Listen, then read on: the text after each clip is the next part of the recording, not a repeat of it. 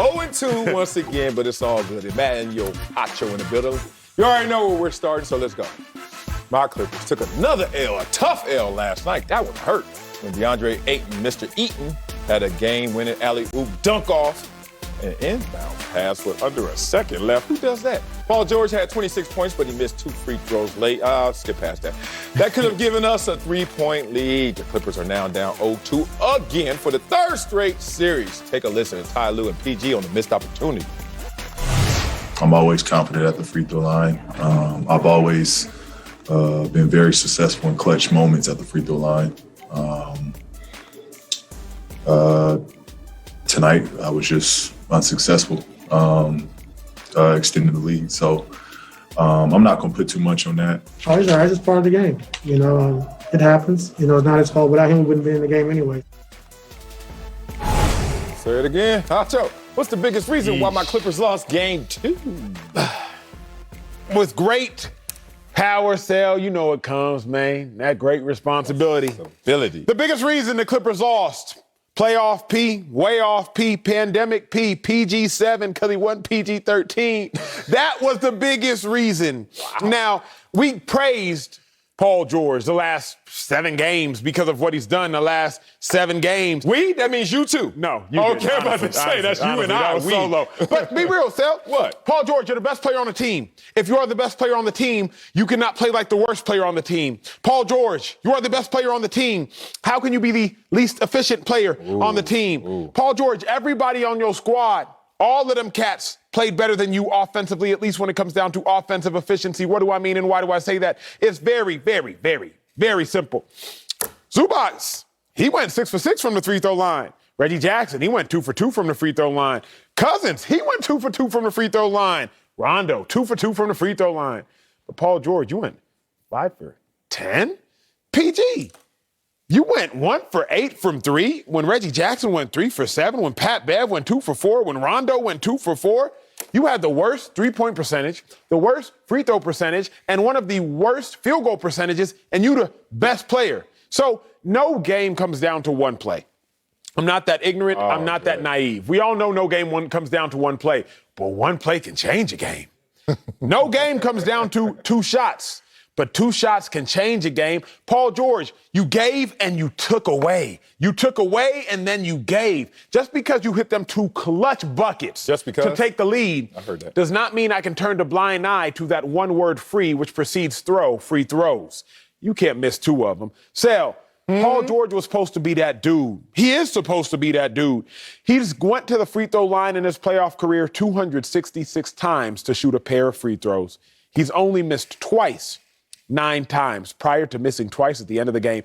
So there was less than a 4% chance that playoff 3.7 if you really want to go there, exactly. Because I saw that stat too. There was a 3.7% chance that he would miss both. Yeah. And when your team needed you most, the thing that was so unlikely to happen, you allowed to happen.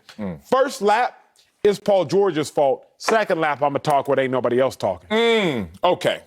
Biggest reason my Clippers lost game 2 is a collective reason, but I got to get specific because please do. I'm not going to do what you did. You know, people out here cutting the cord right now, right? People not watching TV just the same. It's not destinational like it used to be, right? Don't you ever start off a show talking about free throws and free throw percentage again. People going to turn the channel. What the hell?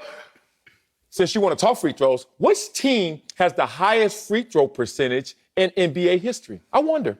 Since you probably the Clippers. What do you mean probably? Nothing for him. Hold on. What do you mean probably? Do your work. 3.7 percentage. And it's the Clippers. That's how I do my work. So let's talk about law of averages.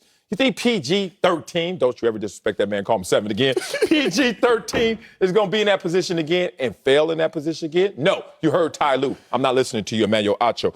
Let me get to my real take, and hopefully the remotes are still on our channel after your free throw percentage talk. Here's the thing. If you want to go to the ocean and just stare at the water, you're going to sit there and you're going to say, oh, look at those waves. Oh, man, it looks great out there. It looks fun, tumultuous, all that good stuff. But let's go deeper than that. You want to stay on the surface. PG.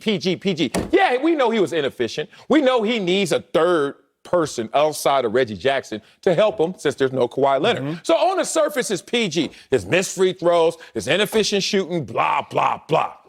But really, if you want to go get wet, You want to mess up that hair a little bit, dive into that water. Please. Let's go find what's really the issue with my Clippers right now. Full screen time, it's Marcus Morris.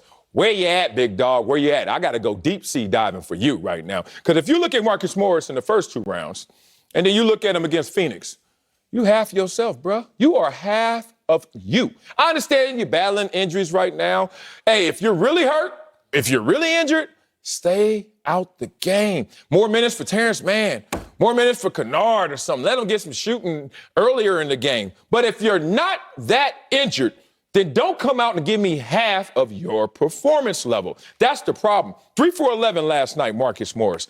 I know I could go easily with PG, but PG played us into that game. Let me tell you why. Please. This one didn't hurt like most of them when we go down 0-2, even though we always recover. This one didn't hurt the same. Let me tell you why. As you know in football, and I brought this up on our call, the cleanest hits, the hardest hits, the ones that make the crowd go, ugh, the one in your mama texting you and trying to call you, but you still on the field, is the ones that don't hurt the most. It's those ones that no one even noticed. It's the one that you just got an elbow just in the wrong position, obtuse angles and stuff like that. But it's the clean ones that makes the crowd react, but not me feel it. That's fair. This was one of those clean losses. Like, look, dude, we ain't out there playing as a collective. Right now, we don't have a third guy. Right now, we're letting them get into the paint. All the things that I mentioned pre-show, pre-game that are now coming up in the actual game made this a clean hit. Clippers now 0-2 again. We're fine. We've been in this position before. Every single time we come out on top victorious. But if you want to know the reasons, Paul George, surface ocean level. Look at those waves. You really want to get wet? It's Marcus Morris. No, it's not Marcus Morris. Marcus I don't Morris. even like disagreeing as much as I like discussing.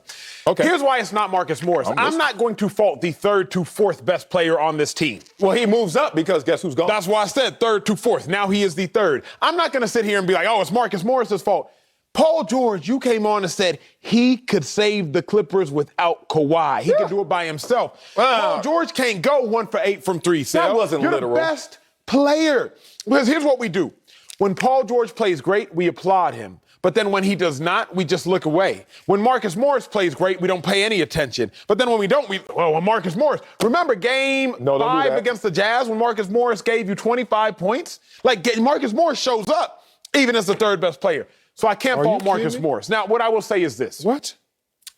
You're only as strong as your weakest link, and you are only as intelligent as your most incompetent player.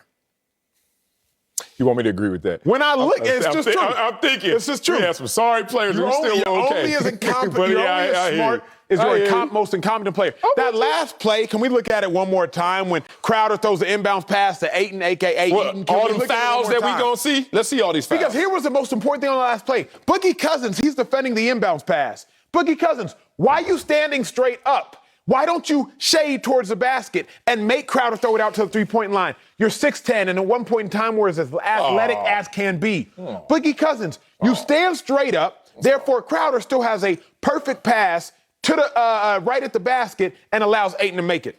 If you really want to dive deep beneath the surface, who do I blame? I blame the 6'10" center that's standing in front of Crowder that allows Crowder to throw a perfect pass. When you are looking at a game plan, like the Clippers did right before that play, the game plan on paper says one thing. Okay, Boogie, stand in front of the inbounds passer and make yourself as big as possible. But common sense always takes over in a game. And what common sense should say is, if Jay Crowder has 0.9 seconds to get the ball somewhere for somebody to thus shoot it, I should probably stand in the way of the basket, because the only way they can beat us is, 1, if they get the ball inbounds, and 2, if they get the ball from inbounds into the basket. So I should do the best job to defend the basket. You're only as strong as your weakest link, and you're only as smart as your most incompetent player. And Boogie Cousins at that point on that play showed a lot of incompetence. Cassell, common sense says, Jay Crowder, you have to go one place with this ball. You got to go towards the basket.